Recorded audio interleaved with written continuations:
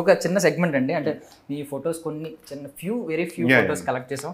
ఆ మూమెంట్ ఏంటి అసలు, దాని గురించి చెప్తారని చెప్పి. మా హౌస్ అండి కోరమావుడిలో, మా తాతగారు ఇల్లు అండి, నాన్నగారు అక్కడ కట్టారు. అప్పుడు కోరమావుడిలో ఇల్లు కట్టాలని ఆ గృహప్రవేశం రోజునండి. గృహప్రవేశం రోజు అనమాట. ఏమైనా మెమరీ గుర్తుందండి ఆ ఈవెంట్కి సంబంధించి? పొద్దున్న తెల్లవారుజాము జరిగింది, మెమరీ అంటే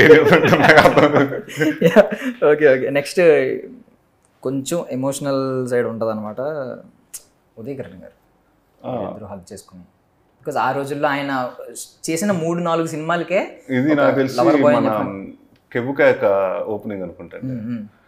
అప్పుడు చందు గారు ప్రొడ్యూసరు. సో మా Uday use to be like very good friend of mind అండి. అంటే మేము తరచు ఎక్కువ కలుసుకుని మాట్లాడుకునే వాళ్ళం.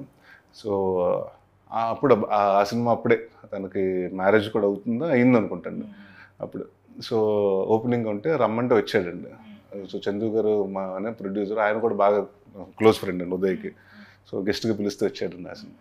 సో ఎప్పుడైనా ఈ యూట్యూబ్ థంబ్నెయిల్స్లోనో ఏదైనా టాపిక్ వచ్చినప్పుడు ఆయన గుర్తొచ్చుంటారు, ఈ ఇన్ని సంవత్సరాల్లో గుర్తొచ్చినప్పుడు ఎప్పుడైనా ఒకసారి అనిపించింది అంటే ఉదయ్ కిరణ్ బ్రతుకుంటా ఆయన ఈ టైంలో ఈ స్టేజ్లో ఉండేవాడు పాపం అని ఉంటుంది కదా? ఉంటుందండి, డెఫినెట్గా ఉంటుంది. అంటే ఇప్పుడు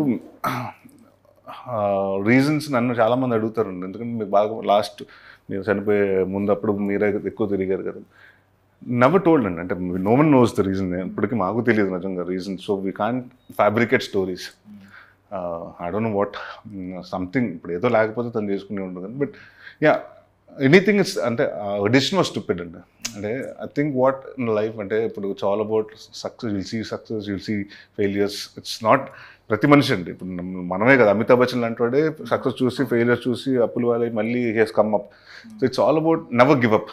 so that's one thing I shouldn't have done అనిపిస్తుంది.